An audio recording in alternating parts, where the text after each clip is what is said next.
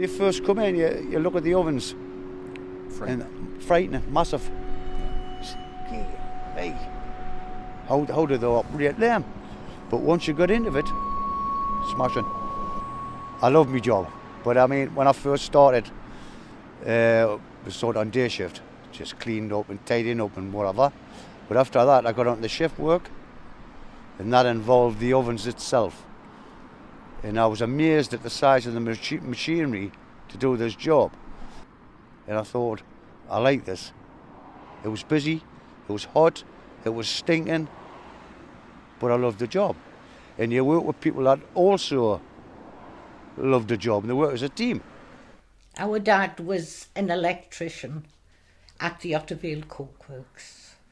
He was like the duty electrician because we lived in the houses beside the Cokeworks.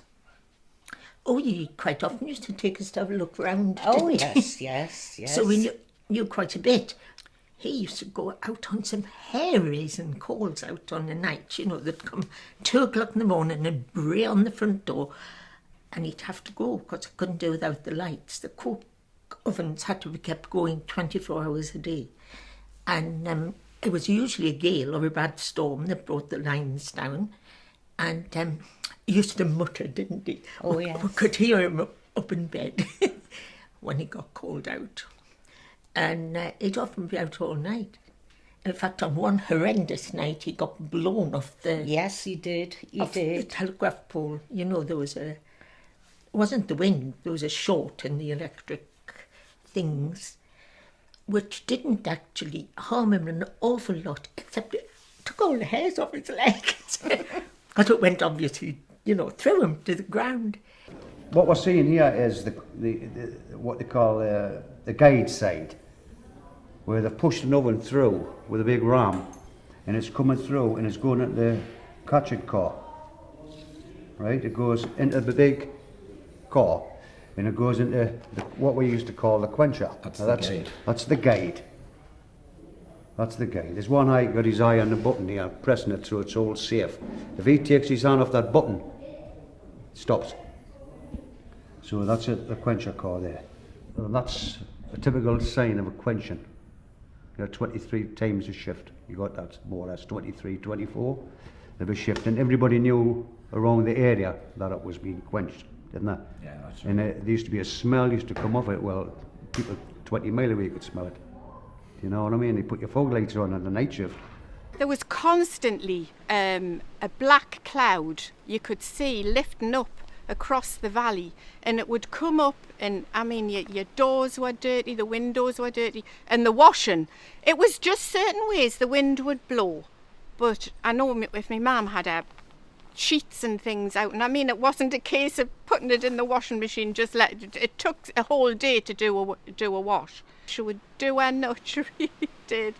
Mondays, washing days, yes, Life was physically very hard. I mean, living beside a Cokeworks, everything got very dirty and sooty, and she used to scrub those floors until they gleamed.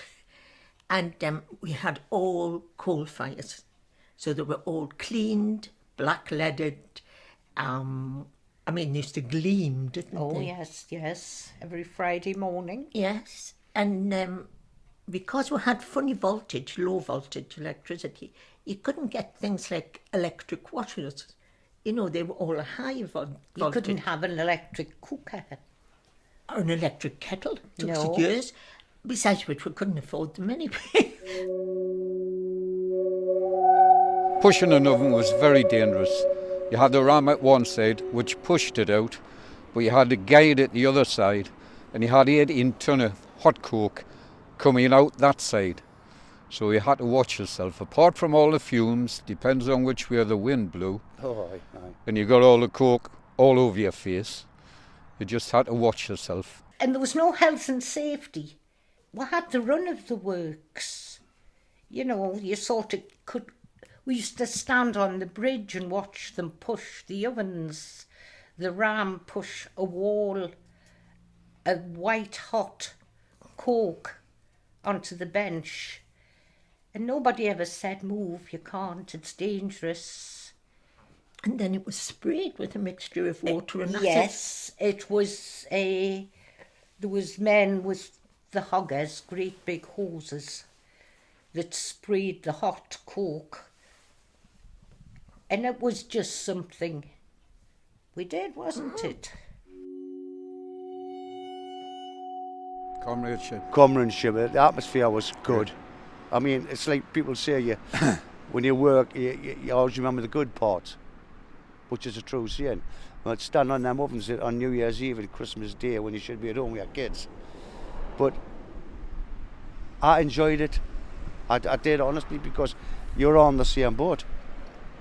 You know, Merry Christmas and get on with it. And you saw your kids when you got home. You have your Christmas dinner at Easter. You know what I mean? But everybody was in the same boat.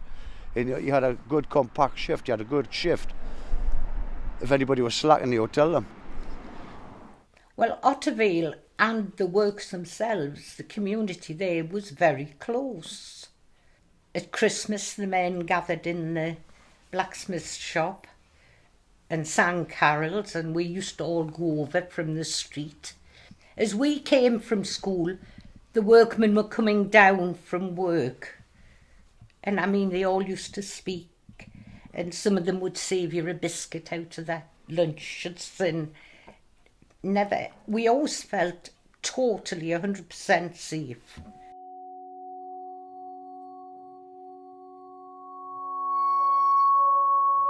Well, once upon a time on night shift, I was given the chance to work at Dublin, and I worked on night shift across the blender.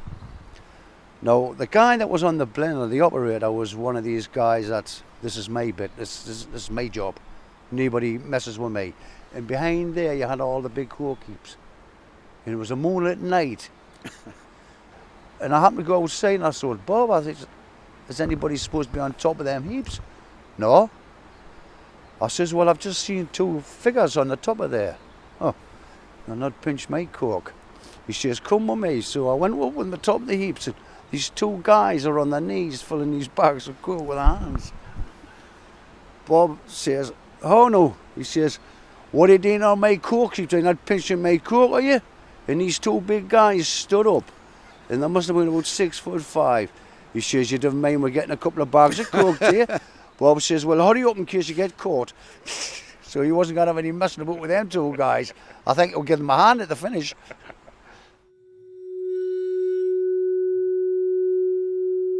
It shut closed March 86. And I think it was well known there was a strike for a year beforehand. Very political, actually. Either side, we were just the pawns in the whole show. We really didn't have much of a say. Killed him. It definitely killed Definitely. him. He lost heart. They transferred him to Norwood, was it? Mm-hmm. Yes. And put him onto shift work, and he just didn't take to it at all. And not long after it, just after I was married, actually, he had a massive stroke. And he was only 58. I mean, I was on a total turn. I knew off a midday news. Simple as that, you know, because it didn't lead up to that announcement. We were all shocked and gutted. You had one or two older gentlemen who were quite happy to get out. It served the time here, health-wise. And you had they weren't younger too ones good. and all, John. Yeah. You had some people who were pleased, younger ones. And I used to say, well, look, I love this job. I thought I had a job for life. Yeah. And I mean, you got your coke, every allowance, you got all these kind of things, and They didn't realise. and I says, when you get into the big wide world, they'll find it different, and they did, because we're getting jobs on security 12 hours a day Yeah. for less than we're getting here. So we haven't got anything. We haven't got shipbuilding anymore. We haven't got these type of things. Steelworks. I mean, it's a shame. We haven't got any industry anymore, and it's because this country was good at it. What they've done. Yeah.